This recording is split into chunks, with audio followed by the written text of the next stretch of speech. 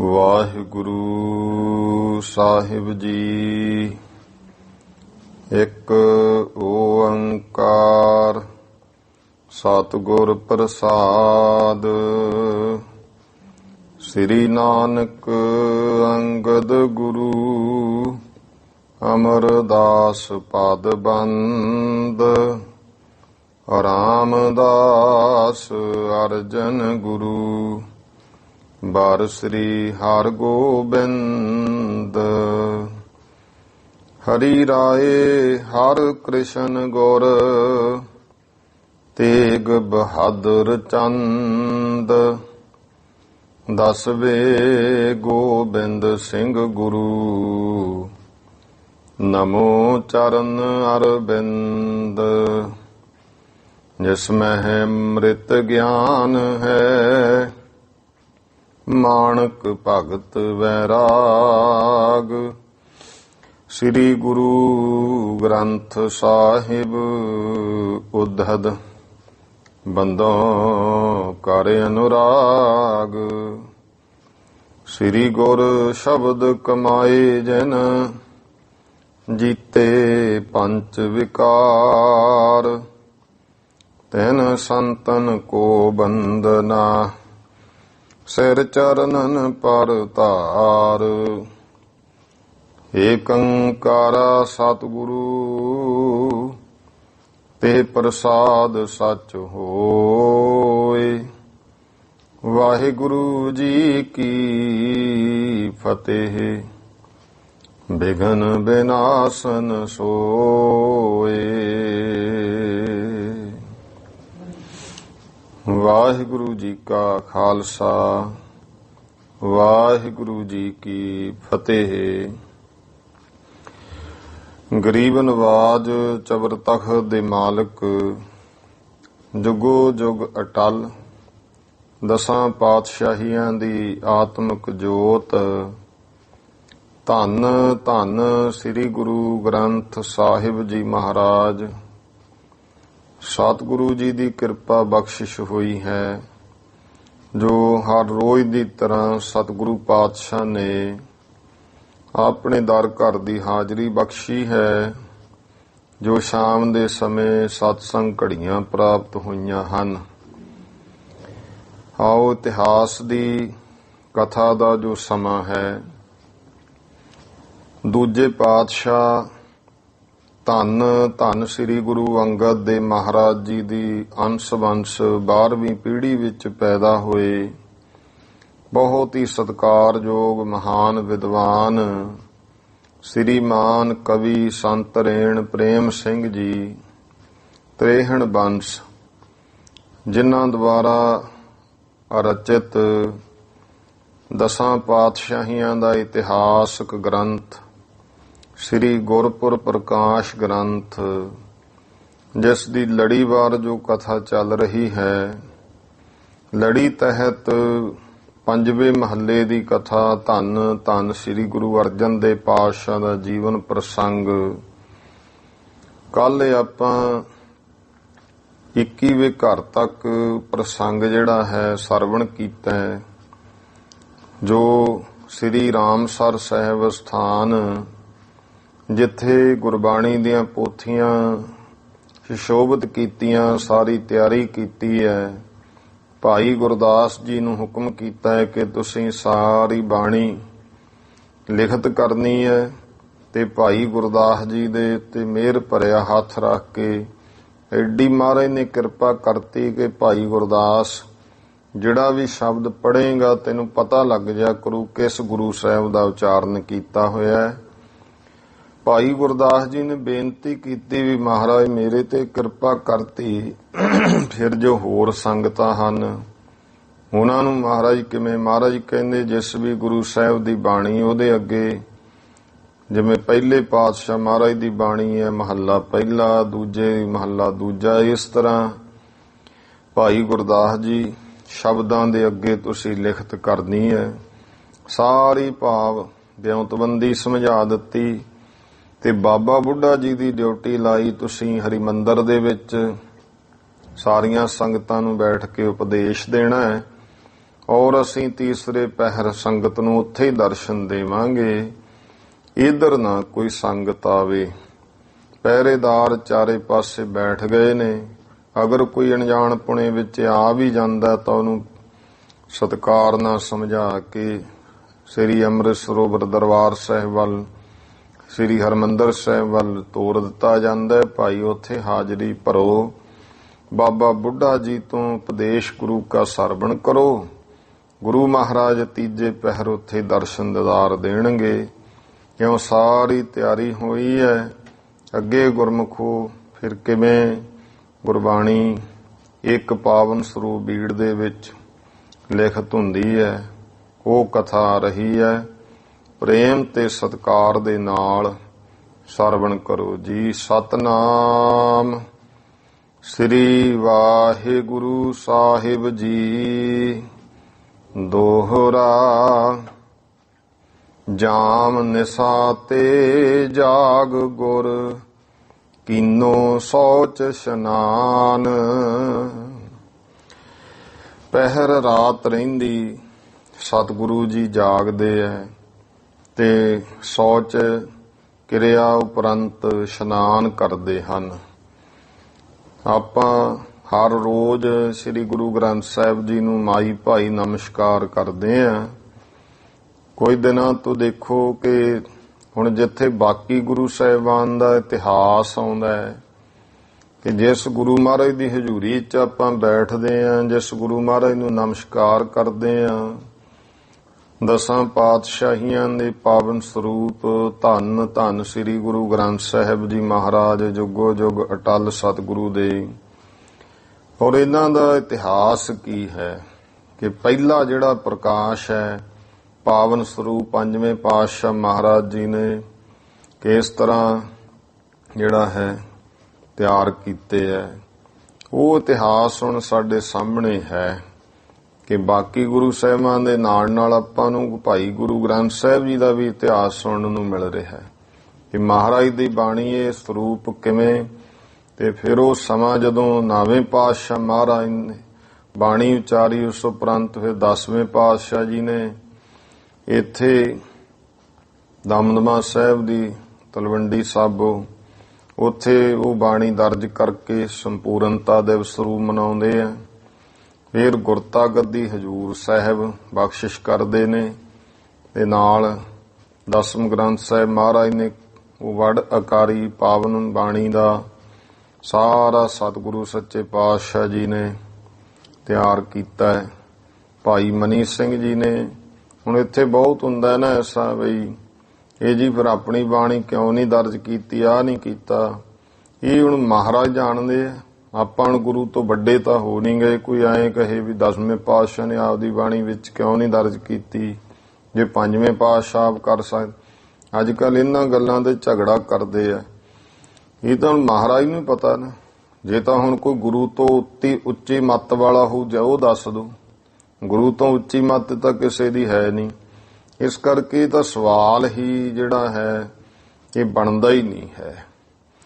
ਤੋ ਫਿਰ ਭਾਈ ਮਨੀ ਸਿੰਘ ਜੀ ਉਹਨਾਂ ਨੇ ਅੱਜ ਵੀ ਉਹ ਦਿੱਲੀ ਦੇ ਵਿੱਚ ਪਾਵਨ ਸਰੂਪ ਹੱਥ ਲਿਖਤ ਪਿਆ ਹੈ ਭਾਈ ਮਨੀ ਸਿੰਘ ਜੀ ਦਾ, ਜੋ ਸ੍ਰੀ ਗੁਰੂ ਗ੍ਰੰਥ ਸਾਹਿਬ ਤੇ 10ਵੇਂ ਗ੍ਰੰਥ ਇੱਕੋ ਹੀ ਗ੍ਰੰਥ ਰੂਪ ਦੇ ਵਿੱਚ ਹੈ, ਸਾਰੀ ਬਾਣੀ ਇਕੱਠੀ ਹੈ।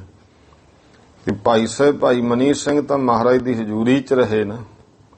ਇਹ ਤਾਂ ਜੇ ਹੁਣ 10ਵੇਂ ਪਾਤਸ਼ਾਹ ਮਹਾਰਾਜ ਨੇ ਕੋਈ ਮਨਾ ਵੀ ਨਹੀਂ ਕੀਤਾ, ਜੇ ਮਨਾ ਕੀਤਾ ਹੁੰਦਾ ਭਾਈ ਮਨੀ ਸਿੰਘ ਜੀ ਕਿਵੇਂ ਇਕੱਠਾ ਕਰ ਦਿੰਦੇ। ਇਸ ਕਰਕੇ ਉਹਨਾਂ ਨੇ ਇਹ ਸਾਰੀ ਸੇਵਾ ਸੰਭਾਲ ਰਹੇ, ਪੰਥ ਕੋਲੇ ਇਹ ਮਹਾਨ ਖਜ਼ਾਨਾ ਰਹੇ। ਉਹਨਾਂ ਨੇ ਭਾਈ ਇੱਕੋ ਹੀ ਬੀੜ ਦੇ ਵਿੱਚ ਸਾਰੇ ਦਰਜ ਹੈ ਤੇ ਅੱਜ ਵੀ ਉਹ ਬੀੜ ਭਾਈ ਮਨੀ ਸਿੰਘ ਜੀ ਦੀ ਹੱਥ ਲਿਖਤ ਪਈ ਹੈ। ਤੋ ਕਹਿਣ ਦਾ ਭਾਵ ਹੈ ਕਿ ਗੁਰੂ ਗ੍ਰੰਥ ਸਾਹਿਬ ਜੀ ਦਾ ਇਤਿਹਾਸ ਸਾਡੇ ਸਾਹਮਣੇ ਬੜੇ ਵਿਸਥਾਰ ਨਾਲ ਤੇ ਕਵੀਰਾਜ ਭਾਈ ਸੰਤੋਖ ਸਿੰਘ ਜੀ ਨੇ ਤੇ ਬਹੁਤ ਵਿਸਥਾਰ ਨਾਲ ਬੜਾ ਭਾਵ ਪੂਰਤ ਜਿਹੜਾ ਹੈ ਇਤਿਹਾਸ ਦਿੱਤਾ ਹੈ। ਕਵੀ ਸੰਤ ਰੇਣ ਪ੍ਰੇਮ ਸਿੰਘ ਜੀ ਵੀ ਇਹਨੂੰ ਥੋੜਾ ਵਿਸਥਾਰ ਨਾਲ ਇਸ ਇਤਿਹਾਸ ਨੂੰ ਦੇ ਰਹੇ ਨੇ।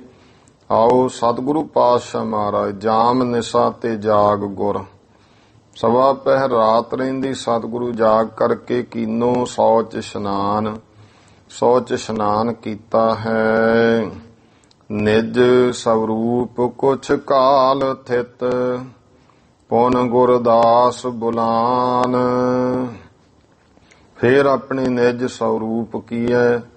ਅਕਾਲ ਪੁਰਖ ਨਿਰਾਕਾਰ, ਆਪਣਾ ਜੋ ਮਹਾਰਾਜ ਦਾ ਨਿਜ ਨਿਰਾਕਾਰ ਸਰੂਪ ਹੈ, ਉਸ ਦੇ ਵਿੱਚ ਕੁਝ ਸਮਾਂ ਸੁਰਤੀ ਟਿਕਾ ਕਰਕੇ ਟਿਕ ਕਰਕੇ ਉਪਰੰਤ ਪੁਨ ਗੁਰਦਾਸ ਬੁਲਾਨ।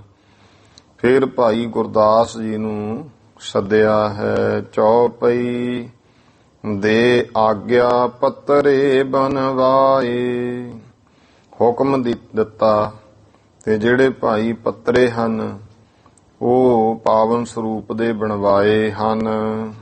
ਜਲ ਮਸ ਮਹਿ ਲਿਖਨ ਘਰ ਵਾਏ।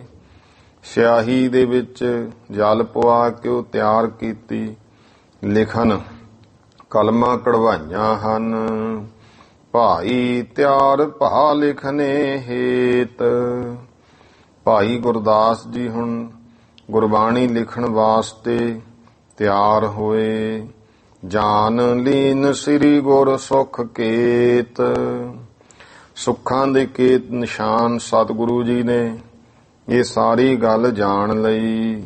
ਤਬ ਸ੍ਰੀ ਅਰਜਨ ਪੋਥੀ ਖੋਲੀ। ਤਦ ਸ੍ਰੀ ਗੁਰੂ ਅਰਜਨ ਦੇਵ ਜੀ ਪਾਤਸ਼ਾਹ ਨੇ ਗੁਰਬਾਣੀ ਦੀ ਇੱਕ ਪੋਥੀ ਨੂੰ ਪ੍ਰਕਾਸ਼ ਕੀਤਾ, ਖੋਲਿਆ, ਪ੍ਰਕਾਸ਼ ਕੀਤਾ ਹੈ। ਹੇਤ ਲਿਖਾਵਨ ਗਿਰਾ ਅਮੋਲੀ। ਕਿ ਜੋ ਗੁਰਬਾਣੀ ਅਮੋਲਕ ਹੈ ਇਸ ਨੂੰ ਲਿਖਵਾਉਣ ਦੇ ਵਾਸਤੇ ਪ੍ਰਥਮ ਸਿਮਰ ਸ੍ਰੀ ਨਾਨਕ ਨਾਮੁ।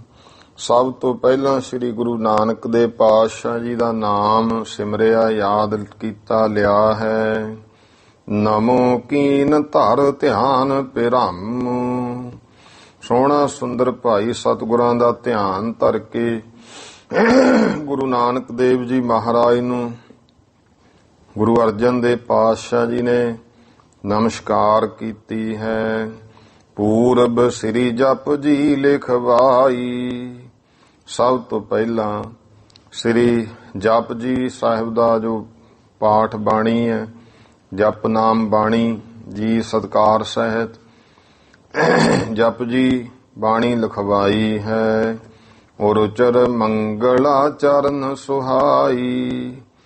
ਤੇ ਸਭ ਤੋਂ ਪਹਿਲਾਂ ਸੁੰਦਰ ਮੰਗਲਾ ਚਰਨ, ਇੱਕ ਓੰਕਾਰ ਤੋਂ ਲੈ ਕਰ ਗੁਰ ਪ੍ਰਸਾਦ ਤੱਕ ਇਹ ਗੁਰਮੁਖੋ ਮੰਗਲਾ ਚਰਨ ਹੈ ਜੋ ਮੰਗਲ ਕਰਨੇ।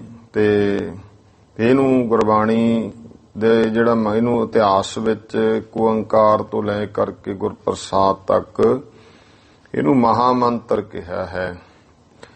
ਤੇ ਜਿਵੇਂ ਮਹਾਮੰਤਰ ਜੋ ਸਭ ਤੋਂ ਪਹਿਲਾਂ ਬ੍ਰਹਮ ਅਕਾਲ ਪੁਰਖ ਨਿਰਾਕਾਰ ਨੇ ਉਚਾਰਨ ਕੀਤਾ, ਫਿਰ ਇਹ ਕਿਹਾ ਵੀ ਨਾਨਕ ਤੂੰ ਮੇਰਾ ਸਰਗੁਣ ਸਰੂਪ ਹੈ। ਕਲਯੁਗ ਦੇ ਵਿੱਚ ਗੁਰੂ ਦੁਆਰਾ ਹੀ ਪਰਮੇਸ਼ਰ ਦੀ ਪ੍ਰਾਪਤੀ ਭਾਵ ਮੇਰੀ ਪ੍ਰਾਪਤੀ ਹੈ। ਇਸ ਕਰਕੇ ਕਲਯੁਗ ਦੇ ਵਿੱਚ ਗੁਰੂ ਪਰਮੇਸ਼ਰ ਦੀ ਭਗਤੀ ਹੈ।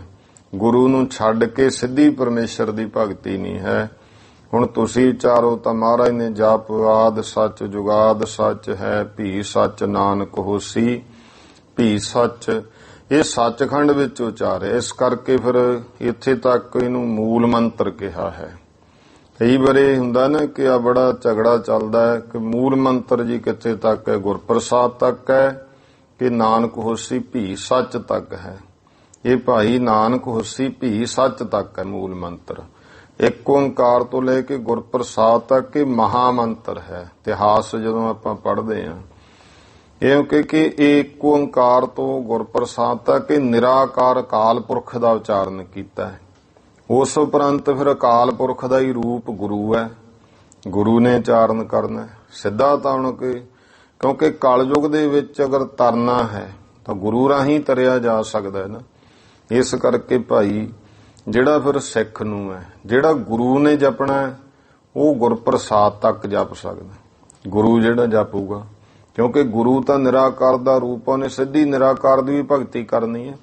लेकिन सिख जिहड़ा है, सिख ने गुरु परमेश्वर दी गुरु राही निराकार नूं मिलना, इस करके सिख ने जाप करना तो वह नानक होसी भी सच तक करना।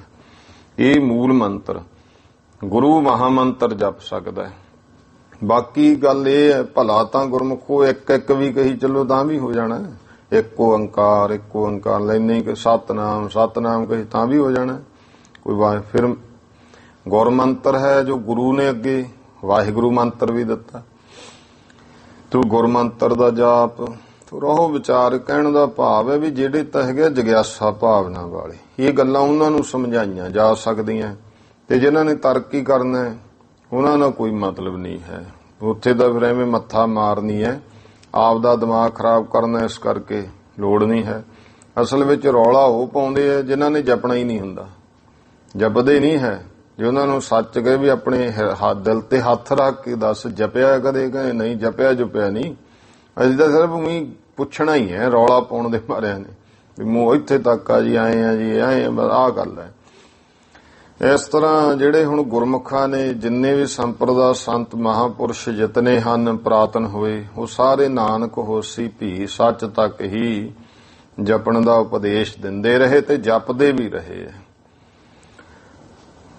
ਆਓ ਵਿਚਾਰ ਤੇ ਗੱਲ ਚੱਲ ਰਹੀ ਹੈ ਕਿ ਸਤਿਗੁਰੂ ਪਾਤਸ਼ਾਹ ਨੇ ਸਭ ਤੋਂ ਪਹਿਲਾਂ ਪੂਰਬ ਸ੍ਰੀ ਜਪ ਜੀ ਲਿਖਵਾਈ। ਜਪ ਜੀ ਬਾਣੀ ਸਭ ਤੋਂ ਪਹਿਲਾਂ ਲਿਖਵਾਈ ਹੈ। ਉਰਚਰ ਮੰਗਲਾ ਚਰਨ ਸੁਹਾਈ, ਸੋਹਣਾ ਸੁੰਦਰ ਅੱਗੇ ਮੰਗਲਾ ਚਰਨ ਮੁੱਖ ਰੂਪ ਵਿੱਚ ਸੋਭਦਾ ਹੈ। ਪੌੜੀ 4.5 ਉਚਾਰੀ, ਤੇ ਉਹ ਇਸ ਤਰ੍ਹਾਂ ਜਿਹੜੀਆਂ ਪੌੜੀਆਂ ਹਨ 4.5 ਪੌੜੀਆਂ ਉਹ ਉਚਾਰੀਆਂ।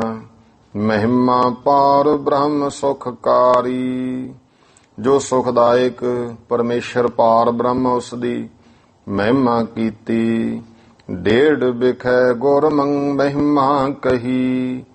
ਦੇਖੋ ਅੱਗੇ ਫਿਰ ਜਿਹੜੇ 6 ਪੌੜੀਆਂ ਤੱਕ ਜੋ ਜਪਜੀ ਸਾਹਿਬ ਜਿਵੇਂ ਜਿਵੇਂ ਪੜ੍ਹੀ ਚੱਲੋਗੇ ਤਾਂ ਧਿਆਨ ਰੱਖਣਾ ਕਿ ਪਹਿਲਾਂ ਬ੍ਰਹਮ ਦੀ ਉਸਤਤ 4.5 ਪੌੜੀਆਂ, ਭਾਵ ਜਿਹੜੀ 5ਵੀਂ ਪੌੜੀ ਹੈ ਉਹਦੇ ਅੱਧ ਤੱਕ ਬ੍ਰਹਮ ਦੀ, ਤੇ ਅੱਧ ਤੋਂ ਅੱਗੇ 5ਵੀਂ ਤੇ 6ਵੀਂ, ਭਾਵ 1.5 ਪੌੜੀ ਜਿਹੜੀ ਹੈ ਫਿਰ ਗੁਰ ਮਹਿਮਾ ਆ ਜਾਂਦੀ ਹੈ।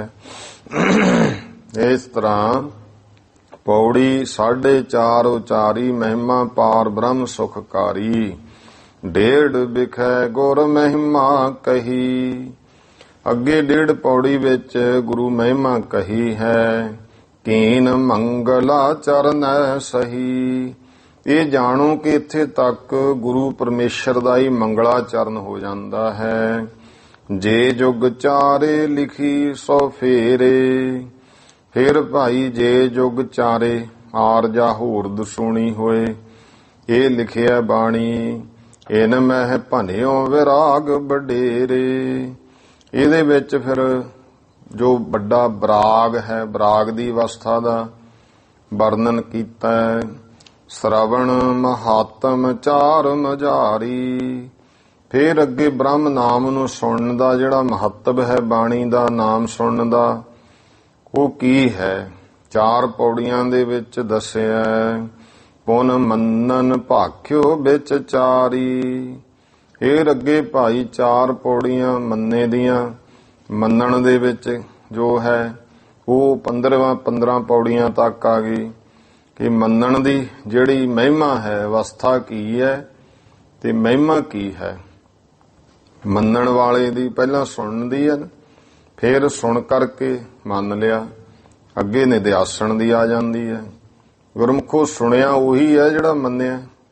ਜੇ ਹੁਣ ਗੁਰੂ ਦੀ ਗੱਲ ਸੁਣ ਲਈ ਤੇ ਮੰਨੀ ਹੈ ਨਾ, ਇਹਦਾ ਮਤਲਬ ਫਿਰ ਉਹ ਸੁਣੀ ਵੀ ਅਣਸੁਣੀ ਹੋਈ ਕੀਤੀ ਹੈ, ਉਹ ਸੁਣੀ ਨਹੀਂ ਗਈ। ਫਿਰ ਸੁਣੀ ਉਹ ਹੈ ਜੋ ਮੰਨ ਲਈ, ਤੇ ਮੰਨੀ ਉਹ ਹੈ ਜਿਹੜੀ ਕਮਾ ਲਈ।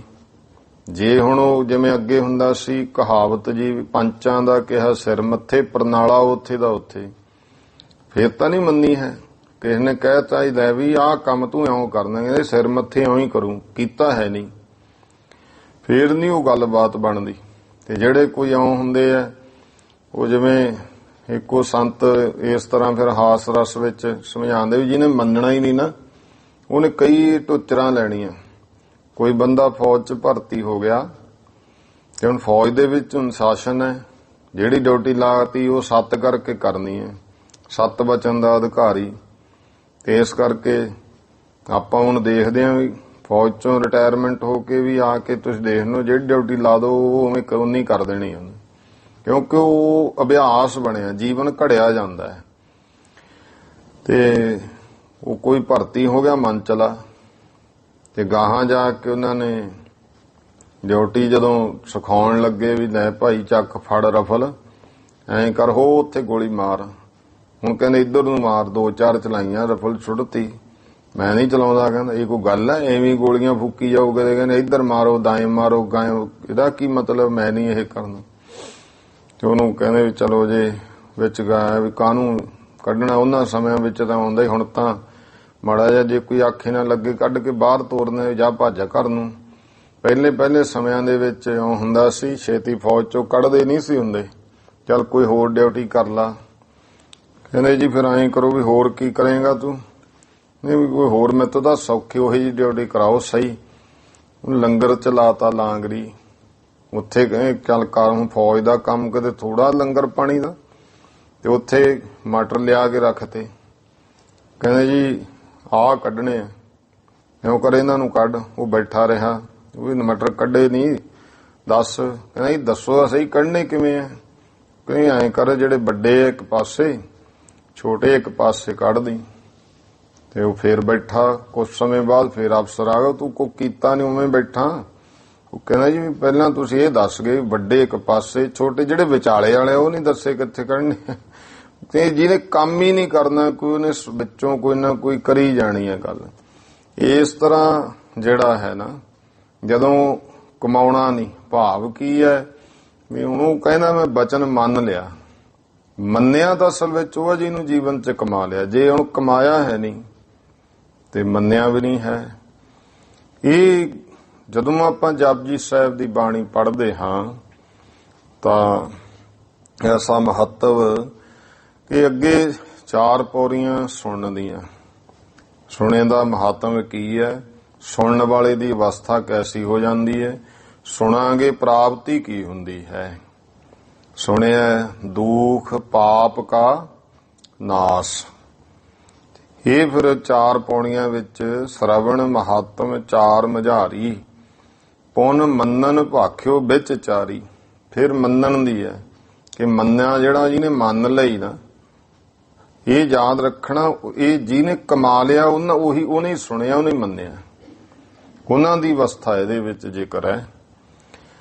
ਜੇ ਕਮਾਈ ਦੇ ਵਾਲੇ ਦੀ ਹੈ ਗੱਲ, ਮੰਨੇ ਕੀ ਗਤ ਕਹੀ ਨਾ ਜਾਏ।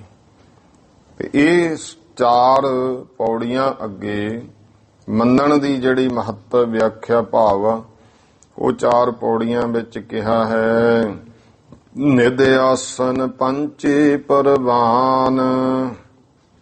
ਫਿਰ ਅੱਗੇ ਨਿਧ ਆਸਨ, ਕਮਾਈ, ਕਮਾਉਣਾ ਜੀਵਨ ਵਿੱਚ, ਇਹ 5 ਪ੍ਰਵਾਨ 5 ਪ੍ਰਧਾਨ। ਅੱਗੇ 4 ਪੌੜੀਆਂ ਵਿੱਚ ਇਹ ਵਰਣਨ ਕੀਤਾ ਹੈ।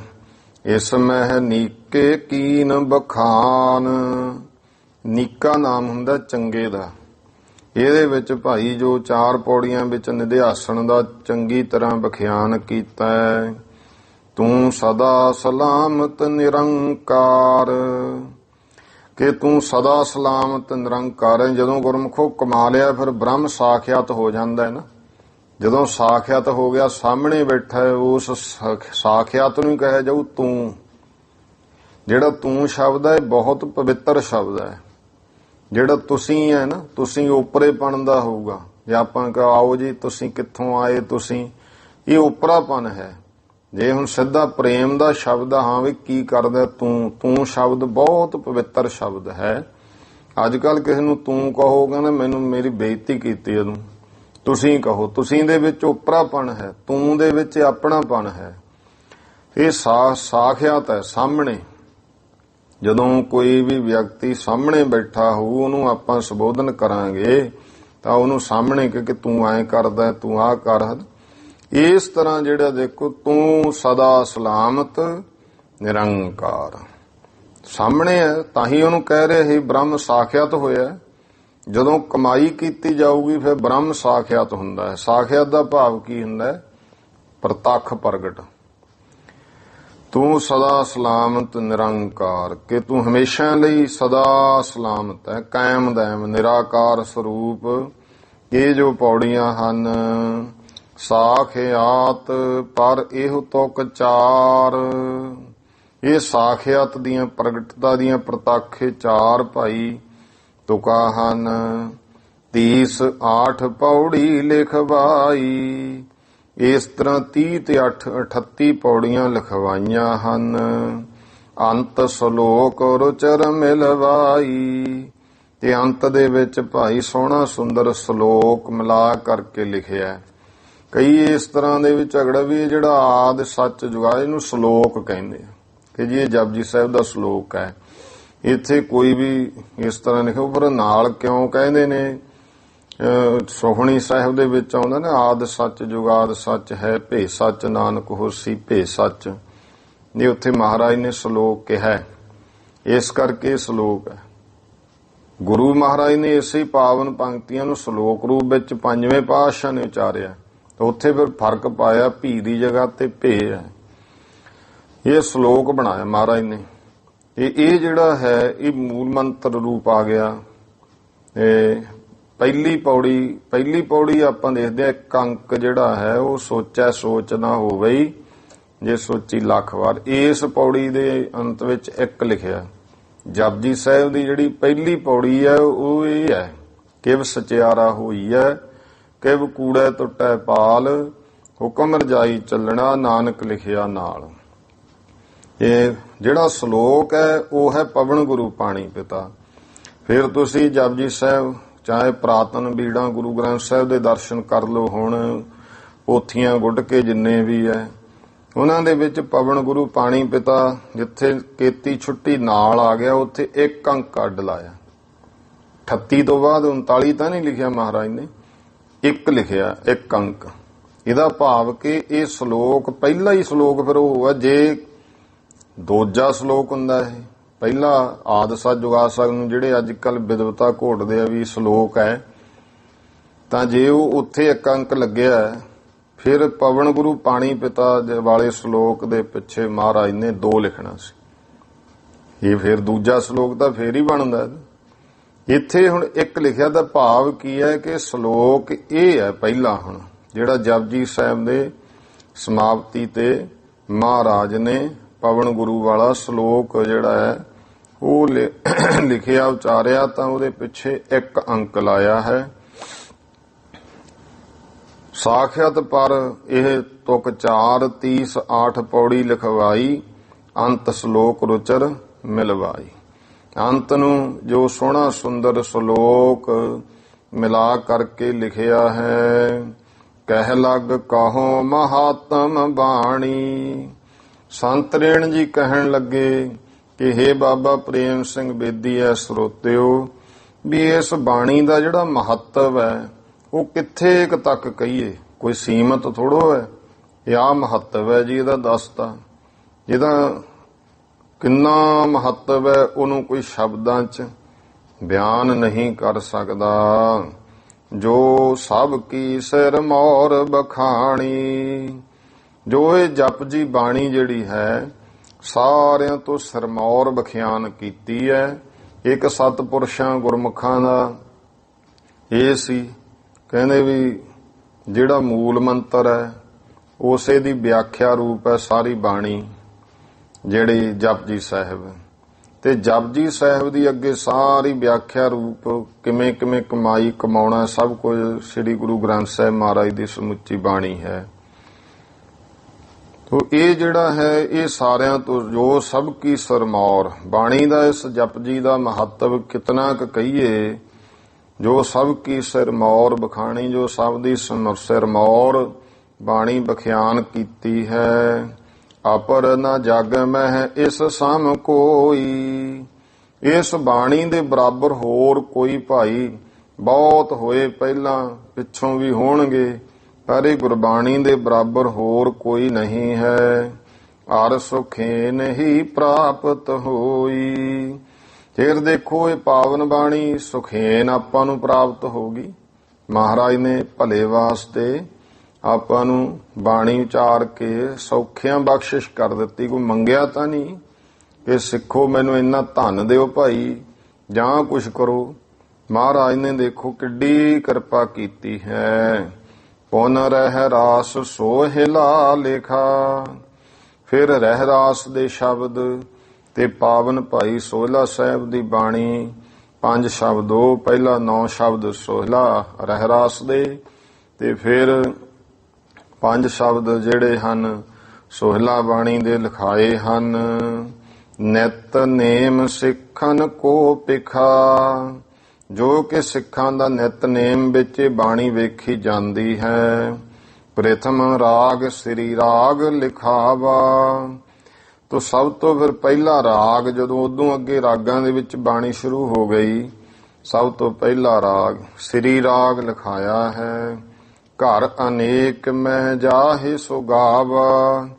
ਜਿਹਨੂੰ ਅਨੇਕਾਂ ਘਰਾਂ ਦੇ ਵਿੱਚ ਗੁਰੂ ਸਾਹਿਬ ਨੇ ਗਾਇਆ। ਜਿਵੇਂ ਮੁੱਖ 17 ਘਰ ਨੇ, ਜਿਵੇਂ ਘਰ ਪਹਿਲਾ ਘਰ ਦੂਜਾ, ਇਸ ਤਰ੍ਹਾਂ ਤੁਸੀਂ ਜਦੋਂ ਬਾਣੀ ਸੁਣਦੇ ਹੋ ਪਾਠੀ ਸਿੰਘ ਉਚਾਰਦਾ ਇਸ ਘਰ 17ਵਾਂ ਤੱਕ ਇਹ ਉਚਾਰੇਗਾ। ਇਸ ਘਰ ਦਾ ਮਤਲਬ ਕੀ ਹੁੰਦਾ? ਸੁਰ ਤੇ ਤਾਲ। ਕਿਹੜੀ ਸੁਰ ਤਾਲ ਦੇ ਵਿੱਚ ਲਿਆ ਕਰਕੇ ਗਾਇਨ ਕੀਤਾ ਹੈ। ਉਹ ਅਨੇਕਾਂ ਇਉਂ ਘਰਾਂ ਦੇ ਵਿੱਚ ਇਹ ਸ੍ਰੀ ਰਾਗ ਨੂੰ ਗਾਇਨ ਕੀਤਾ ਹੈ।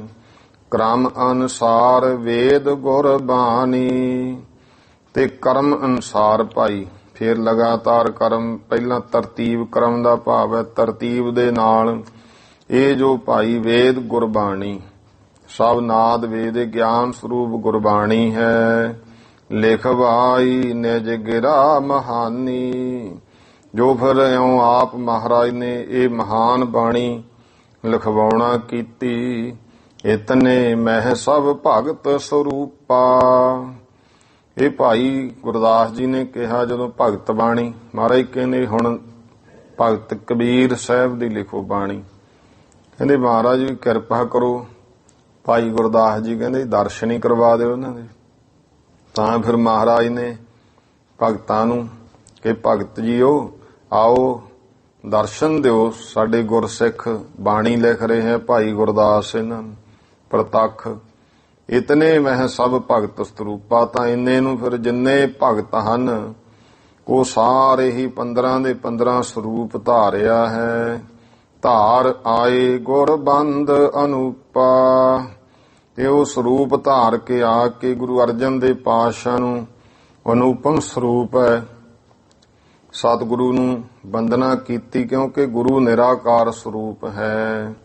ਆਦਰ ਯੁਕਤ ਬਿਠਾਇਆ ਪਾਸ। ਗੁਰੂ ਅਰਜਨ ਦੇਵ ਪਾਤਸ਼ਾਹ ਨੇ ਆਪਣੇ ਪਿਆਰੇ ਨਿਰਾਕਾਰ ਸਰੂਪ ਦੇ ਭਗਤਾਂ ਨੂੰ ਪੂਰਾ ਆਦਰ ਤੇ ਸਤਿਕਾਰ ਦੇ ਕੇ ਕੋਲ ਬਿਠਾਇਆ। ਸੁਨੋ ਨਾਮ ਭਗਤਨ ਕੇ ਰਾਸ। ਉਹਨਾਂ ਭਾਈ ਸਾਰੇ ਭਗਤਾਂ ਦੇ ਸੰਤ ਰੇਣ ਜੀ ਕਹਿੰਦੇ ਨਾਮ ਸਰਵਣ ਕਰ ਲਓ। ਸ੍ਰੀ ਕਬੀਰ ਨਾਮਾ ਰਵਿਦਾਸ।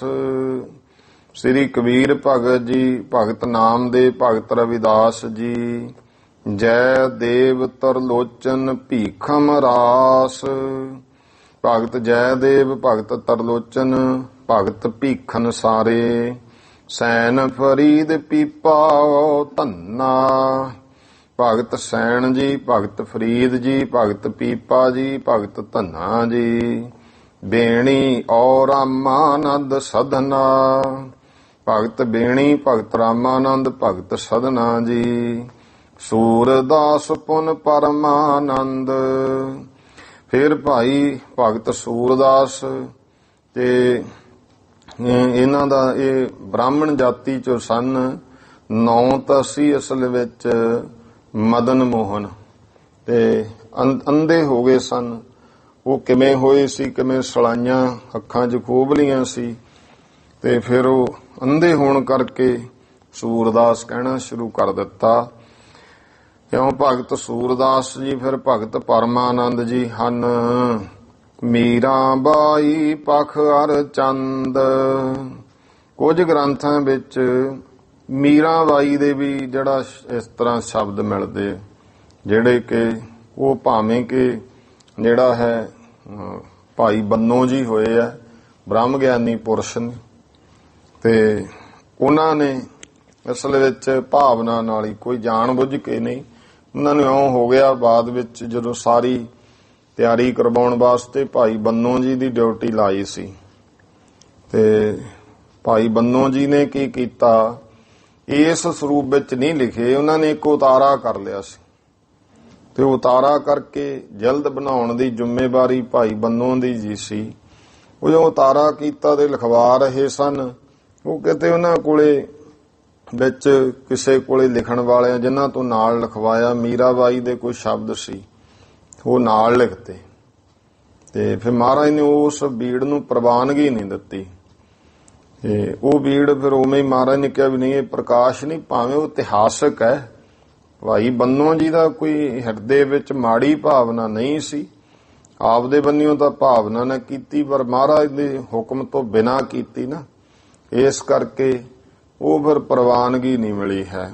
ਜੋ ਬੀੜ ਕਾਨਪੁਰ ਭਾਈ ਬੰਨੋ ਜੀ ਦਾ ਗੁਰਦੁਆਰਾ ਹੈ, ਉੱਥੇ ਹੈ, ਬੜੇ ਪਿਆਰ ਨਾਲ ਸੁਸ਼ੋਭਿਤ ਕੀਤੀ ਹੋਈ ਹੈ। ਤੇ ਰਹੋ ਵਿਚਾਰ, ਇੱਥੇ ਆ ਗਏ ਆਪਾਂ ਕਿ ਸਤਿਗੁਰੂ ਸੱਚੇ ਪਾਤਸ਼ਾਹ ਮਹਾਰਾਜ ਜੀ ਨੇ, ਇਉਂ ਗੁਰੂ ਮਹਾਰਾਜ ਨੇ ਜਿਹੜਾ ਹੈ ਭਾਈ ਗੁਰਦਾਸ ਜੀ ਨੂੰ ਕਿਹਾ ਵੀ ਸਾਰੀ ਬਾਣੀ ਤੁਸੀਂ ਇਉਂ ਲਿਖਣੀ ਹੈ, ਮੀਰਾਬਾਈ ਪਖ ਅਰ ਚੰਦ।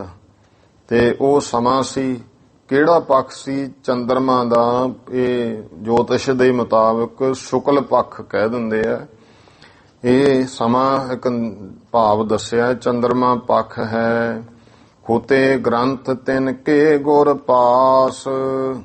ਜੋ ਗਾਈਏ ਗ੍ਰੰਥ ਭਾਵ ਉਹਨਾਂ ਦੀ ਬਾਣੀ ਦੇ, ਭਗਤਾਂ ਦੀ ਬਾਣੀ ਦੇ ਗੁਰੂ ਸਾਹਿਬ ਦੇ ਕੋਲ ਸਨ। ਤਿੰਨ ਮਿਲ ਉਚਰ ਗਿਰਾ ਸੁਖ ਰਾਸ। ਉਹਨਾਂ ਵੀ ਮਿਲ ਕਰਕੇ ਭਾਈ ਜੋ ਇਹ ਸੁੱਖਾਂ ਦੀ ਰਾਸ ਬਾਣੀ ਉਚਾਰੀ। ਸ੍ਰੀ ਮੁਖ ਤੇ ਜਿਮ ਉਚਰ ਸੁਨਾਵੇ। ਸੁਭਾਏ ਮਨ ਮੁਖ ਤੋਂ ਜਿਵੇਂ ਗੁਰੂ ਅਰਜਨ ਦੇਵ ਜੀ ਉਚਾਰ ਕੇ ਸੁਣਾਉਂਦੇ ਹਨ। ਭਾਈ ਲਿਖਤ ਬਾਊ ਸਮਝਾਵੇ। ਭਾਈ ਗੁਰਦਾਸ ਜੀ ਤੇ ਇਤਨੀ ਕਿਰਪਾ ਕਰਤੀ, ਮਹਾਰਾਜ ਉਚਾਰਦੇ ਤੇ ਭਾਈ ਗੁਰਦਾਸ ਜੀ ਹਵਾ ਵਾਂਗੂ ਲਿਖ ਦਿੰਦੇ ਹਨ। ਤੂਰਨ ਲਿਖੈ ਨ ਅਟਕੈ ਪਰੈ। ਬਹੁਤ ਤੇਜ਼ੀ ਨਾਲ ਭਾਈ ਗੁਰਦਾਸ ਜੀ ਤੁਰੰਤ ਲਿਖ ਦਿੰਦੇ, ਕੋਈ ਅਟਕਦੇ ਨਹੀਂ ਹਨ। ਥੋੜੇ ਕਾਲ ਕਾਜ ਬਹੁ ਕਰੈ। ਥੋੜੇ ਸਮੇਂ ਵਿੱਚ ਬਹੁਤਾ ਕਾਰਜ ਕਰ ਦਿੰਦੇ। ਆਸੈ ਸ਼ਬਦਨ ਕੋ ਬਹੁ ਜਾਣੈ ਹੈ। ਤੇ ਨਾਲ ਹੀ ਇਸ ਤਰ੍ਹਾਂ ਬਹੁਤ ਸ਼ਬਦਾਂ ਦਾ ਆਸਾ, ਭਾਵ ਕੀ ਹੈ, ਸ਼ਬਦ ਦਾ ਭਾਵ ਕੀ ਹੈ, ਉਹ ਜਾਣਦੇ ਹਨ। ਨਾਹੇ ਤਾਂ ਗੁਰ ਕੋ ਬੂਝਨ ਠਾਨੈ। ਕਿਤੇ ਨਹੀਂ ਪਤਾ ਲੱਗਦਾ ਤਾਂ ਗੁਰੂ ਸਾਹਿਬ ਜੀ ਨੂੰ ਪੁੱਛ ਲੈਂਦੇ ਹਨ। ਦਿਵਸ ਦੁਪਹਿਰੇ ਲਗ ਲਿਖਵਾਵੇ। ਇਉਂ ਦਿਨ ਦੇ ਦੁਪਹਿਰ ਤੱਕ ਬਾਣੀ ਜੋ ਹੈ ਉਹ ਲਿਖਵਾਉਂਦੇ ਸਤਿਗੁਰੂ। ਸੁਧਾ ਸਰੋਵਰ ਪੁੰਨ ਚੱਲ ਆਵੇ ਹੈ। ਫਿਰ ਮਹਾਰਾਜ ਜੀ ਇੱਧਰ ਅੰਮ੍ਰਿਤ ਸਰੋਵਰ ਆ ਜਾਂਦੇ ਹਨ। ਸ੍ਰੀ ਹਰਿਮੰਦਰ ਸਾਹਿਬ ਚੱਲ ਕੇ ਬੈਠੈ ਸਤਿਗੁਰ ਚੰਦ ਮਨਿੰਦ। ਤੀਜੇ ਪਹਿਰ ਇੱਥੇ ਆ ਕੇ ਸਤਿਗੁਰੂ ਪਾਤਸ਼ਾਹ ਮਹਾਰਾਜ ਚੰਦਰਮਾ ਬੱਤ ਸਜ ਕਰਕੇ ਬੈਠਦੇ ਹਨ। ਦਰਸਹਿ ਸਿੱਖ ਵੱਡ ਭਾਗੈ ਬ੍ਰਿੰਦ। ਬੇਅੰਤ ਸਿੱਖ ਜਿਹੜੇ ਨੇ ਮਹਾਰਾਜ ਦੇ ਦਰਸ਼ਨ ਕਰਕੇ ਵੱਡੇ ਭਾਗਾਂ ਵਾਲੇ ਬਣਦੇ ਹਨ। ਦਇਆ ਧਾਰ ਦਰਸ਼ਨ ਕੋ ਦੇਤ। ਸਤਿਗੁਰੂ ਜੀ ਦਇਆ ਕਰਕੇ, ਮਿਹਰਾਂ ਕਰਕੇ ਆਪਣੇ ਦਰਸ਼ਨ ਸਾਧ ਸੰਗਤਾਂ ਨੂੰ ਬਖਸ਼ਦੇ ਨੇ, ਦਰਸ਼ਨ ਦਿੰਦੇ ਹਨ। ਸਿੱਖ ਦੇਖਤ ਮਨ ਬਾਂਚਤ ਲੇਤ। ਸਿੱਖ ਸਤਿਗੁਰੂ ਦੇ ਦਰਸ਼ਨ ਕਰਕੇ ਮਨ ਇੱਛਤ ਫਲ ਦੀ ਪ੍ਰਾਪਤੀ ਕਰਦਾ ਹੈ। ਏਕ ਜਾਮ ਤਹਿ ਬੈਠ ਬਤਾਵੇ। ਇੱਕ ਫਿਰ ਪਹਿਰ ਮਹਾਰਾਜ ਤੀਜਾ ਪਹਿਰ ਸ੍ਰੀ ਹਰਿਮੰਦਰ ਸਾਹਿਬ ਦੇ ਵਿੱਚ ਬੈਠ ਕਰਕੇ ਬਤੀਤ ਕਰਦੇ ਹਨ। ਪੁਨ ਤੰਬੂ ਦਿਸ ਕੋ ਚੱਲ ਆਵੇ। ਫਿਰ ਭਾਈ ਫਿਰ ਰਾਮਸਰ ਵਾਲੇ ਸਥਾਨ ਤੇ ਤੰਬੂ ਵੱਲ ਮਹਾਰਾਜ ਆ ਜਾਂਦੇ ਨੇ। ਰਾਤ ਦਿਵਸ ਬੀਤੈ ਵਿੱਚ ਡੇਰੇ। ਰਾਤ ਦਿਨ ਮਹਾਰਾਜ ਉਸੇ ਤੰਬੂ ਵਿੱਚ ਹੀ ਬਤੀਤ ਕਰਦੇ ਹਨ। ਸ਼ਬਦ ਬਣਾਏ ਲਿਖਾਏ ਕਨੇਰੇ। ਨਾਲ ਦੀ ਨਾਲ ਮਹਾਰਾਜ ਜੀ ਆਪਣੀ ਬਾਣੀ ਦੇ ਸ਼ਬਦ ਬਣਾ ਕਰਕੇ ਜੋ ਵੀ ਸਤਿਗੁਰਾਂ ਨੇ ਸਮੇਂ ਥਾਂ ਪ੍ਰਥਾਏ ਉਚਾਰੇ, ਜਾਂ ਜਿਵੇਂ ਬਾਬਾ ਬੁੱਢਾ ਜੀ ਨੇ ਬੇਨਤੀ ਕੀਤੀ, ਮਹਾਰਾਜ ਜੀ ਕੋਈ ਹੋਰ ਸੁਖੈਨ ਬਾਣੀ ਉਚਾਰ ਦਿਓ, ਕਿਰਪਾ ਕਰੋ ਵੀ ਜੇ ਘੱਟੋ ਘੱਟ 19 ਰੋਜ਼ ਪੜ੍ਹ ਲਵੇ ਕੋਈ ਸਿੱਖ ਤਾਂ ਫਿਰ ਸਰਲ ਰੂਪ ਦੇ ਵਿੱਚ ਮਹਾਰਾਜ ਨੇ ਸੁਖਮਨੀ ਸਾਹਿਬ ਉਚਾਰੀ। ਇਉਂ ਇਹ ਸਾਰਾ ਮਹਾਰਾਜ ਜੀ ਸ਼ਬਦ ਬਣਾ ਕੇ ਬੇਅੰਤ ਸ਼ਬਦ ਲਿਖਾ ਰਹੇ ਹਨ। ਇਸ ਪ੍ਰਕਾਰ ਨਿਤ ਪ੍ਰਤ ਵਿਵਹਾਰੇ। ਇਸ ਤਰ੍ਹਾਂ ਰੋਜ਼ਾਨਾ ਦਾ ਵਿਵਹਾਰ ਇਹੀ ਹੋ ਗਿਆ। ਪਹਿਲਾਂ ਬਾਣੀ ਲਿਖਾਉਣੀ 2 ਪਹਿਰ, ਤੀਜੇ ਪਹਿਰ ਸ੍ਰੀ ਹਰਿਮੰਦਰ ਸਾਹਿਬ ਜਾਣਾ, ਫਿਰ ਉੱਥੋਂ ਆ ਕੇ ਚੌਥੇ ਪਹਿਰ ਦਿਨ ਦਾ ਫਿਰ ਮਹਾਰਾਜ ਨੇ ਬਾਣੀ ਲਿਖਾਉਣੀ, ਫਿਰ ਗੁਰਮੁਖੋ ਰਹਿਰਾਸੈ ਪਾਠ ਹੋਰ ਸਾਰੀ ਸਮਾਪਤੀ। ਰਾਤਰੀ ਪਹਿਲਾ ਪਹਿਰ ਤੋਂ ਬਾਅਦ ਫਿਰ ਆਰਾਮ ਕਰਨਾ ਤੇ ਫਿਰ ਜਿਹੜਾ ਹੈ ਸਵਾ ਪਹਿਰ ਰਾਤ ਰਹਿੰਦੀ, ਫਿਰ ਉੱਠਣਾ, ਇਸ਼ਨਾਨ ਕਰਕੇ ਨਿਜ ਨਿਰਾਕਾਰ ਬ੍ਰਹਮ ਵਿੱਚ ਸੁਰਤੀ ਜੁੜਨੀ। ਕਿਉਂ ਜਿਹੜਾ ਅੰਮ੍ਰਿਤ ਵੇਲਾ ਚੌਥਾ ਪਹਿਰ ਹੈ ਉਸ ਤਰ੍ਹਾਂ, ਤੇ ਫਿਰ 2 ਪਹਿਰ ਫਿਰ ਬਾਣੀ। ਇਹ ਨਿਤਾ ਪ੍ਰਤੀ ਦਾ ਇਸ ਤਰ੍ਹਾਂ ਦਾ ਵਿਵਹਾਰ ਹੈ। ਕਿਤਕ ਦਿਵਸ ਸਤਿਗੁਰੂ ਗੁਜਾਰੇ। ਕਿਤਨੇ ਦਿਨ, ਕੁਝ ਦਿਨ ਇਸ ਤਰ੍ਹਾਂ ਸਤਿਗੁਰੂ ਜੀ ਨੇ ਬਾਣੀ ਲਿਖਾਉਂਦਿਆਂ ਗੁਜ਼ਾਰੇ ਬਤੀਤ ਕੀਤੇ ਹਨ। ਦੋਹਰਾ ਏਕ ਦਿਵਸ ਸ੍ਰੀ ਸਤਿਗੁਰੂ ਕੀਨੋ ਅਦਕ ਵਿਚਾਰ। ਇੱਕ ਦਿਨ ਸ੍ਰੀ ਗੁਰੂ ਅਰਜਨ ਦੇਵ ਮਹਾਰਾਜ ਸਤਿਗੁਰੂ ਜੀ ਨੇ ਵੱਡੀ ਵਿਚਾਰ ਕੀਤੀ। ਰੈਨ ਦਿਵਸ ਕੇ ਸਵਾਸ ਨਰ ਜਾਵੇ 24,000। ਕਿ ਰਾਤ ਅਤੇ ਦਿਨ ਦੇ ਜਿਹੜੇ ਪ੍ਰਾਣੀ ਦੇ ਸਵਾਸ ਨੇ ਉਹ 24,000 ਬੀਤਦੇ ਹਨ। ਚੌਪਈ ਤਿੰਨ ਸੁਫਲੇ ਹਿਤ ਕਰੈ ਉਪਾਏ। ਇਹਨਾਂ ਸਵਾਸਾਂ ਨੂੰ ਸਫਲ ਕਰਨ ਦੇ ਵਾਸਤੇ ਉਪਾਅ ਕਰੀਏ। ਜਿਸ ਤੇ ਬ੍ਰਿਥਾ ਨ ਕੋਈ ਜਾਏ। ਜਿਹਦੇ ਨਾਲ ਕੋਈ ਵੀ ਬਿਰਥਾ ਸਵਾਸ ਨਾ ਜਾਵੇ। ਆਸ ਵਿਚਾਰ ਗੁਰਦਾਸ ਬੁਲਾਏ। ਐਸੀ ਵਿਚਾਰ ਕਰਕੇ ਭਾਈ ਗੁਰਦਾਸ ਜੀ ਨੂੰ ਸੱਦਿਆ। ਰਾਮ ਤਾਲ ਕੇ ਤਟ ਪਰ ਆਏ। ਜੋ ਭਾਈ ਰਾਮਸਰ ਸਰੋਵਰ ਕਿਨਾਰੇ ਪਰ ਆ ਕੇ ਦਿਸ ਈਸਾਨ ਬਦਰੀ ਤਰ ਤਰੇ। ਦਿਸ ਈਸਾਨ, ਈਸਾਨ ਭਾਵ ਨੁੱਕਰਾਂ, ਤੇ ਜਿਵੇਂ ਚਾਰੇ ਨੁੱਕਰਾਂ ਵਿੱਚੋਂ ਇੱਕ ਜਿਹੜਾ ਨੁੱਕਰ ਦਾ ਨਾਂ ਸੀ ਈਸਾਨ ਨੁੱਕਰ। ਬਦਰੀ ਤਰ, ਬਦਰੀ ਭਾਵ ਬੇਰੀ ਦੇ ਦਰਖਤ ਹੇਠਾਂ ਬੈਠੇ ਦੀਨਨ ਕੇ ਦੁੱਖ ਦਰੇ। ਜੋ ਬੈਠ ਕੇ ਸਤਿਗੁਰੂ ਜੀ ਦੀਨਾਂ ਨਿਮਾਣਿਆਂ ਦੇ ਦੁੱਖਾਂ ਨੂੰ ਦਲ ਰਹੇ ਹਨ। ਭਾਈ ਕੋ ਸਨਮੁਖ ਬੈਠਾਇਓ। ਭਾਈ ਗੁਰਦਾਸ ਜੀ ਨੂੰ ਸਾਹਮਣੇ ਬਿਠਾਇਆ। ਇਤਨੇ ਮਹਿ ਪ੍ਰਕਾਸ਼ ਹੋਏ ਆਇਓ। ਇਹਨੇ ਨੂੰ ਫਿਰ ਭਾਈ ਸਵੇਰੇ ਸੂਰਜ ਦਾ ਪ੍ਰਕਾਸ਼ ਹੋ ਆਇਆ। ਰਚਨ ਲੱਗੇ ਬਾਣੀ ਸੁਖ ਦਾਨੀ। ਸੁੱਖਾਂ ਦੀ ਦਾਤੀ ਬਾਣੀ ਮਹਾਰਾਜ ਉਚਾਰਨ ਲੱਗੇ। ਮਣੀ ਮਾਲ ਮਨ ਸੁਖ ਕੀ ਦਾਨੀ। ਜੋ ਭਾਈ ਮਣੀਆਂ ਦੀ ਮਾਲਾ ਮਨ ਨੂੰ ਸੁਖ ਦੇਣ ਵਾਲੀ। ਪ੍ਰਥਮ ਸ਼ਲੋਕ ਗੁਰੂ ਪਗ ਬੰਦੇ। ਪਹਿਲਾ ਜਿਹੜਾ ਸ਼ਲੋਕ ਹੈ ਉਹ ਗੁਰੂ ਚਰਨਾਂ ਵਿੱਚ ਬੰਦਨਾ ਕੀਤੀ। ਕੀਨ ਮੰਗਲਾ ਚਰਨ ਬਿਲੰਦੇ। ਫਿਰ ਭਾਈ ਮਹਾਨ ਵੱਡਾ ਮੰਗਲਾ ਚਰਨ ਕੀਤਾ ਜੋ ਸੁਖਮਨੀ ਸਾਹਿਬ। ਪਹਿਲਾਂ ਦੇਖੋ ਮੰਗਲਾ ਜਿਹੜਾ ਹੈ ਇੱਕ ਓੰਕਾਰ ਸਤਿਗੁਰ ਪ੍ਰਸਾਦ ਨਿਰਾਕਾਰ ਦਾ। ਫਿਰ ਆ ਗਿਆ ਆਦਿ ਗੁਰੇ ਨਮਹਿ। ਆਦਿ ਗੁਰੂ ਨੂੰ ਆਦਿ ਗੁਰੇ ਨਮਹਿ। ਆਦਿ ਗੁਰੂ ਕੌਣ? ਸ੍ਰੀ ਗੁਰੂ ਨਾਨਕ ਦੇਵ ਮਹਾਰਾਜ। ਇਹ ਜੁਗਾਦ ਗੁਰ ਏ ਨਮਹਿ। ਜੁਗ ਆਦ, ਜੁਗ ਦੋ ਨੂੰ ਕਹਿੰਦੇ। ਜੁਗ ਆਦ ਭਾਵ ਦੂਜੇ ਗੁਰੂ ਪਾਤਸ਼ਾਹ ਮਹਾਰਾਜ ਪ੍ਰਤੀ ਨਮਸਕਾਰ। ਫੇਰ ਭਾਈ ਸ੍ਰੀ ਸਤਿਗੁਰ ਏ ਨਮਹਿ। ਸਤਿਗੁਰੂ ਜੋ ਗੁਰੂ ਅਮਰਦਾਸ ਪਾਤਸ਼ਾਹ। ਅੱਗੇ ਸ੍ਰੀ ਗੁਰਦੇਵ ਏ ਨਮਹਿ। ਗੁਰਦੇਵ ਗੁਰੂ ਜੋ ਭਾਈ ਨਿਜ ਗੁਰਦੇਵ ਗੁਰੂ ਰਾਮਦਾਸ ਪਾਤਸ਼ਾਹ ਉਹਨਾਂ ਨੂੰ। ਤੇ ਜਿਹੜਾ ਸਤਿਗੁਰੂ ਗੁਰੂ ਦਾ ਗੁਰੂ ਸਤਿਗੁਰ, ਇਹ ਅੱਗੇ ਜੁਗ ਗੁਰੂ ਜਿਹੜਾ ਦੂਜਾ ਆਦ ਗੁਰੂ ਨਾਨਕ ਦੇ ਪਾਤਸ਼ਾਹ, ਜਿਹੜੇ ਆਦ ਤੋਂ ਹੀ ਗੁਰੂ ਹੈ, ਜਿਨ੍ਹਾਂ ਦਾ ਕੋਈ ਗੁਰੂ ਨਹੀਂ, ਉਹ ਆਦ ਗੁਰੂ ਹੈ ਗੁਰੂ ਨਾਨਕ ਦੇਵ ਜੀ ਮਹਾਰਾਜ। ਤੇ ਸਤਿਗੁਰੂ ਪਾਤਸ਼ਾਹ ਮਹਾਰਾਜ ਨੇ ਇਉਂ ਬਾਣੀ ਜਿਹੜੀ ਹੈ ਸੁਖਮਨੀ ਸਾਹਿਬ ਦੀ ਇੱਥੇ ਗੱਲ ਕਰ ਰਹੇ ਨੇ ਕਿ ਪ੍ਰਥਮ ਸ਼ਲੋਕ ਗੁਰੂ ਪੱਗ ਬੰਦੇ। ਪਹਿਲੇ ਸ਼ਲੋਕ ਵਿੱਚ ਗੁਰੂ ਚਰਨਾਂ ਨੂੰ ਬੰਦਨਾ ਕੀਤੀ। ਕੀਨ ਮੰਗਲਾ ਚਰਨ ਬਿਲੰਦੇ। ਫਿਰ ਭਾਈ ਮਹਾਨ ਮੰਗਲਾ ਚਰਨ ਕੀਤਾ। ਪ੍ਰਭ ਸਿਮਰਨ ਕੀ ਮਹਿਮਾ। ਫੇਰ ਪਰਮੇਸ਼ਰ ਦੇ ਫਿਰ ਸਿਮਰਨ ਦੀ ਮਹਿਮਾ ਬਾਰੇ ਦੱਸਿਆ। ਅਸ਼ਟਪਦੀ ਮਹਿ ਰਚੀ ਬਡੇਰ। ਉਹ ਮਹਿਮਾ ਇੱਕ ਅਸ਼ਟਪਦੀ ਦੇ ਵਿੱਚ ਵੱਡੀ ਰਚੀ ਹੈ, ਭਾਵ ਕਹੀ ਹੈ। ਨਾਮ ਮਹੱਤਮ ਮਹਿਦ ਮਹਾਨਾ। ਫਿਰ ਨਾਮ ਦਾ ਕੀ ਮਹੱਤਵ ਹੈ। ਮਹਿਦ ਤੋਂ ਭਾਵ ਹੈ ਉਹ ਵੱਡੇ ਤੋਂ ਵੱਡਾ ਹੈ। ਇਹ ਮਹਾਰਾਜ ਨੇ ਰਚਨਾ ਕੀਤੀ। ਬਹੁ ਬਿਧ ਸੋ ਸਤਿਗੁਰੂ ਬਖਾਨਾ। ਜੋ ਬਹੁਤ ਤਰ੍ਹਾਂ ਕਰਕੇ ਸਤਿਗੁਰੂ ਨੇ ਬਖਿਆਨ ਕੀਤਾ ਹੈ। ਬ੍ਰਹਮ ਗਿਆਨੀ ਭਗਤ ਵਿਰਾਗੀ।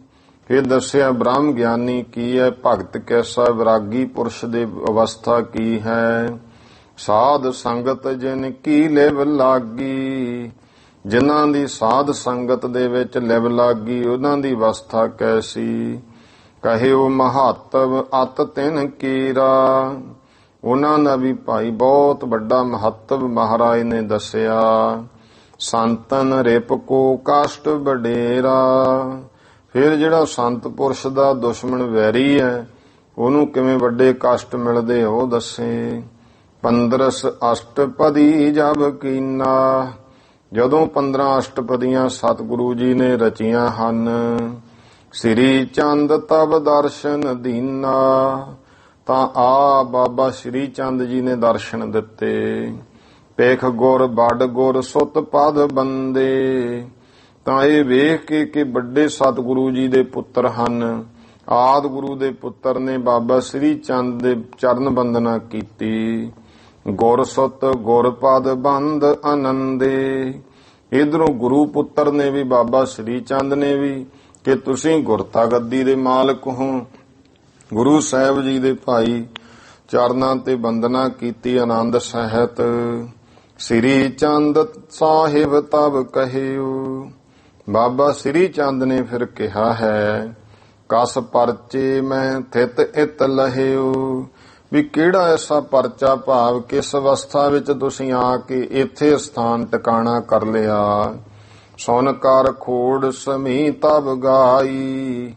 ਤਾਂ ਫਿਰ ਭਾਈ ਇਹ ਸੁਣ ਕਰਕੇ 16ਵੀਂ ਜਿਹੜੀ ਪੌੜੀ ਹੈ ਉਹ ਗਾਇਨ ਕੀਤੀ। ਹਰਖੇ ਸ੍ਰੀ ਚੰਦ ਅਦਕਾਈ। ਬਾਬਾ ਸ੍ਰੀ ਚੰਦ ਜੀ ਬਹੁਤ ਖੁਸ਼ ਹੋਏ। ਤਬ ਸ੍ਰੀ ਅਰਜਨ ਮੁਖੋ ਚਾਰਾ।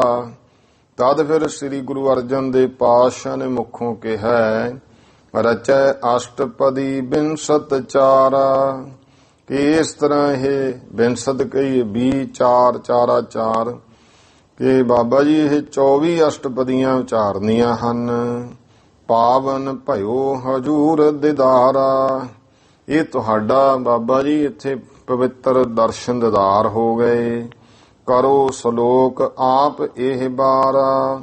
ਤੋ ਆਪ ਜੀ ਕਿਰਪਾ ਕਰਕੇ ਇਸ ਅਸ਼ਟਪਦੀ ਦਾ ਸ਼ਲੋਕ ਤੁਸੀਂ ਉਚਾਰ ਦਿਓ। ਧਰਹਿ ਗਿਰਾ ਮੋਹਰਾਵਰ ਬਾਣੀ। ਤਾਂ ਕਿ ਤੁਹਾਡੇ ਮੁਖੋਂ ਵੀ ਜਿਹੜੀ ਉਚਾਰਨ ਹੋਈ ਬਾਣੀ ਹੈ ਉਹ ਇਸ ਵਿੱਚ ਅਸੀਂ ਦਰਜ ਕਰ ਦਈਏ। ਜਿਹੇ ਤੇ ਨਾਰਗਨ ਲਹਿ ਕਲਿਆਣੀ। ਜਿਸ ਕਰਕੇ ਅਨੇਕਾਂ ਪ੍ਰਾਣੀ ਜਿਹੜੇ ਕਲਿਆਣਤਾ ਲੈ ਲੈਣ। ਸੁਨਤ ਸ੍ਰੀ ਚੰਦ ਮੁਖੋ ਉਚਾਰਾ। ਸੁਣ ਕਰਕੇ ਬਾਬਾ ਸ੍ਰੀ ਚੰਦ ਜੀ ਨੇ ਫਿਰ ਇਹ ਮੁਖੋਂ ਉਚਾਰਿਆ, ਆਦ ਗੁਰੂ ਕਾ ਬਾਚੇ ਉਜਿਆਰਾ। ਕਿ ਆਦ ਗੁਰੂ ਸ੍ਰੀ ਗੁਰੂ ਨਾਨਕ ਦੇਵ ਮਹਾਰਾਜ ਜੀ ਦੇ ਪ੍ਰਕਾਸ਼ਵਾਨ ਉਹ ਬਚਨ ਹਨ ਜਿਨ੍ਹਾਂ ਨੂੰ ਕਹਿੰਦੇ ਅਸੀਂ ਸ਼ਲੋਕ ਵਿੱਚ ਉਚਾਰ ਦਿੰਦੇ ਆ। ਦੇਖੋ ਜਿਵੇਂ ਦੋਹਰਾ ਹੋ ਗਿਆ, ਸੋਰਠਾ ਹੋ ਗਿਆ, ਸ਼ਲੋਕ ਹੋ ਗਿਆ, ਇਹ ਚਾਲ ਹੈ।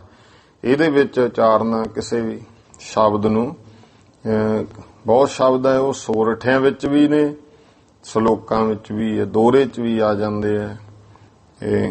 ਇਸ ਤਰ੍ਹਾਂ ਉਹ ਜਿਹੜੇ ਹੁਣ ਛੰਦਾਬੰਦੀ ਦੀ ਚਾਲਾਂ ਨੂੰ, ਰਾਗ ਵਿਦਿਆ ਉਹ ਜਾਣਦੇ ਨੇ, ਤਾਂ ਭਾਈ ਫਿਰ ਉਹ ਜਿਹੜਾ ਪ੍ਰਤੱਖ ਵਚਨ ਗੁਰੂ ਨਾਨਕ ਦੇਵ ਮਹਾਰਾਜ ਨੇ ਉਸੇ ਨੂੰ ਹੀ ਇੱਕ ਸ਼ਲੋਕ ਰੂਪ ਦੇ ਵਿੱਚ ਫਿਰ ਉਹ ਸ਼ਲੋਕ ਉਚਾਰਨਾ ਹੈ। ਇਸ ਕਰਕੇ ਭੀ ਦੀ ਜਗ੍ਹਾ ਭੇ ਪਾਇਆ, ਕਿਉਂਕਿ ਸ਼ਲੋਕ ਦੀ ਜਿਹੜੀ ਚਾਲ ਹੈ ਉਹ ਭੇ ਨਾਲ ਉਚਾਰਨ ਹੁੰਦੀ। ਜਿਵੇਂ ਭੀ ਆ, ਭੀ ਲੰਬਾ ਜਾਣਾ, ਜਿਹੜੀ ਬਿਹਾਰੀ ਹੈ ਉਹਨੂੰ ਆਪਾਂ ਲੰਬਾ ਉਚਾਰ ਸਕਦੇ ਹਾਂ। ਸਿਹਾਰੀ ਇੱਕਦਮ ਉਚਾਰਿਆ ਹੋਇਆ। ਜਦੋਂ ਕੋਈ ਮੁਹਾਰ ਨਹੀਂ ਪੜ੍ਹਦਾ ਹੈ ਨਾ ਕਿਤੇ ਵੀ ਹੈ ਭੇ, ਇਹਨੂੰ ਭੇ ਨਹੀਂ ਉਚਾਰ ਸਕਦੇ, ਲੰਬਾ ਨਹੀਂ ਉਚਾਰ ਸਕਦੇ, ਫਿਰ ਲਾਵਾਂ ਬਣ ਜੂਗੀ, ਮਾਤਰਾ ਫਰਕ ਪੈ ਜਾਂਦਾ। ਇਹ ਤੋਲ ਨੇ, ਮਹਾਰਾਜ ਨੇ ਤੋਲ ਕੇ ਪੂਰਾ, ਫਿਰ ਇਹ ਐ ਨਹੀਂ ਹੈ ਵੀ ਉਹੀ ਪਾਣੀ ਐਵੇਂ ਮਰਜ਼ੀ ਨਾਲ, ਇਹ ਕਾਵ ਰੂਪ ਐਸਾ ਮਹਾਰਾਜ ਨੇ ਉਚਾਰਿਆ। ਇਸ ਕਰਕੇ ਸਾਰੇ ਵਿੱਚ ਜੇ ਹੁਣ ਮੂਹਰੇ ਸ਼ਲੋਕ ਲਿਖਿਆ ਤਾਂ ਸ਼ਲੋਕ ਦਾ ਤੋਲ ਵੀ ਪੂਰਾ ਰੱਖਿਆ। ਤੇ ਇਸ ਕਰਕੇ ਜੇ ਉਹ ਗੁਰਮੁਖੋ ਉਵੇਂ ਉਚਾਰਦੇ, ਫਿਰ ਗੁਰੂ ਨਾਨਕ ਦੇ ਮਹਾਰਾਜ ਜੇ ਉਹ ਸ਼ਲੋਕ ਹੁੰਦਾ ਤਾਂ ਗੁਰੂ ਨਾਨਕ ਦੇ ਪਾਤਸ਼ਾਹ ਵੀ ਉੱਥੇ ਭੇ ਲਿਖਦੇ। ਭੀ ਕਿਹਾ, ਮਾਤਰਾ ਵਧੀ ਹੈ, ਇਸ ਕਰਕੇ ਉਹ ਸ਼ਲੋਕ ਨਹੀਂ ਹੋ ਸਕਦਾ। ਜਿਹੜਾ ਜਪਜੀ ਸਾਹਿਬ ਵਿੱਚ ਆਪਾਂ ਜਿਹੜਾ ਜਿੰਨਾ ਰੌਲਾ ਪਾਇਆ ਨੇ ਵੀ ਇਹ ਸ਼ਲੋਕ ਹੈ ਜੀ, ਨਹੀਂ ਚਲੋ ਤਾਂ ਵਿਚਾਰ ਦੀ ਗੱਲ, ਸ਼ਲੋਕ ਭੇ ਨਾਲ ਬਣੂ। ਭੇ ਨਾਲ ਮਾਤਰਾ ਜਿਹੜੀ ਹੈ ਉਹ ਉਨੀ ਘਟ ਕੇ ਪੂਰੀ ਹੋ ਜਾਂਦੀ ਹੈ, ਕਿਉਂਕਿ ਭੇ ਇੱਕਦਮ ਉਚਾਰਿਆ ਜਾਂਦਾ, ਭੀ ਲੰਬਾ ਉਚਾਰਿਆ ਜਾਂਦਾ। ਇਹ ਵੀ ਹੈ। ਜਿਵੇਂ ਹੁਣ ਬਹੁਤ ਤਾਂ ਇਹਨਾਂ ਚੀਜ਼ਾਂ ਦਾ ਕੋਈ ਧਿਆਨ ਨਹੀਂ ਦਿੰਦਾ। ਤੁਸੀਂ ਆਮ ਸੁਣ ਲਿਓ, ਪਾਠੀ ਸਿੰਘ ਉਚਾਰਨ ਕਰਨਗੇ ਸੱਜਣ ਸੱਚਾ ਪਾਤਸ਼ਾਹੋ, ਹੋ ਲੈ ਜਾਣਗੇ ਲੰਬਾ ਖਿੱਚ ਕੇ। ਉਹ ਹਾਹੇ ਨੂੰ ਹੋੜਾ ਕਿੱਥੇ ਹੈ, ਔਂਕੜ ਹੈ। ਸੱਜਣ ਸੱਚਾ ਪਾਤਸ਼ਾਹ, ਔਂਕੜ ਜਦੋਂ ਉਚਾਰਨਾ ਤਾਂ ਉਹਦਾ ਜਿਹੜਾ ਮੂਹਰਲਾ ਅੱਖਰ ਹੈ ਉਹਦੀ ਮਾਤਰਾ ਨੂੰ ਲੰਬਾ ਲੈ ਜਾਓ, ਆਪੇ ਹੀ ਔਂਕੜ ਬੋਲਿਆ ਜਾਣਾ। ਸਾਹ ਸਿਰ ਸਾਹਾਂ ਦੈ ਸਾਹ, ਜਿਸ ਪਾਸ ਬੈਠਿਆ ਸੋਹੀ ਹੈ ਸਭਨਾ ਦਾ ਵੇ ਸਾਹ। ਸਾਹ ਲੰਬਾ ਲੈ ਜਾਓ, ਆਪੇ ਹੋ। ਹਰ ਨਹੀਂ ਜੇ ਤਾਂ ਹੁਣ ਕੋਈ ਸੰਥਿਆ ਹੋਵੇ, ਮੁਹਾਰ ਨਹੀਂ ਪੜ੍ਹੀ ਹੋਵੇ, ਫੇਰ ਕੱਲ ਬਣੇ ਤੇ ਧਿਆਨ ਨਹੀਂ ਦਿੰਦੇ। ਹੁਣ ਤਾਂ ਬਹੁਤ ਸਾਧਨ ਨੇ, ਨੈਟ ਤੇ ਸਾਰੀ ਸੰਥਿਆ ਪਾਈ ਹੋਈ ਹੈ ਗੁਰਮੁਖਾਂ ਦੀ, ਉਹਨੂੰ ਸੁਣਦਾ ਵੀ ਜਿਹੜਾ ਹੈ। ਤੇ ਬਾਕੀ ਸਾਂਝ ਵੀ ਪਾਉਣੀ ਚਾਹੀਦੀ ਹੈ, ਜ਼ਰੂਰੀ ਹੈ। ਸਾਂਝ ਪਾਉਂਦੇ ਰਹੇ ਫੇਰ ਵੀ ਹੈ, ਕਿੱਥੇ ਮਹਿ ਕਿੱਥੇ ਮੇਹ। ਹੁਣ ਆਉਂਦਾ ਜਦੋਂ ਆਪਾਂ ਜਾਪ ਸਾਹਿਬ ਪੜ੍ਹਦੇ ਹਾਂ, ਜਹ ਤੇ ਜਿਹੇ ਫਰਕ ਹੈ, ਪਰ ਨਹੀਂ ਜਦੋਂ ਧਿਆਨ ਦਿੰਦੇ ਜਹ ਜਹ ਹੀ ਪੜੀ ਜਾਂਦੇ, ਜਹ ਜਹ। ਜੱਜੇ ਸਿਹਾਰੀ ਹਾਹਾ ਜਿਹੇ, ਜੱਜਾ ਹਾਹੇ ਸਿਹਾਰੀ ਜਹ, ਜੱਜਾ ਹਾਹਾ ਕੱਲਾ ਜਾ। ਇਹ ਹੁਣ ਮਹਾਰਨੀ ਜੋ ਪੜ੍ਹਨੀ ਹੈ, ਇਹ ਧਿਆਨ ਜ਼ਰੂਰੀ ਹੈ।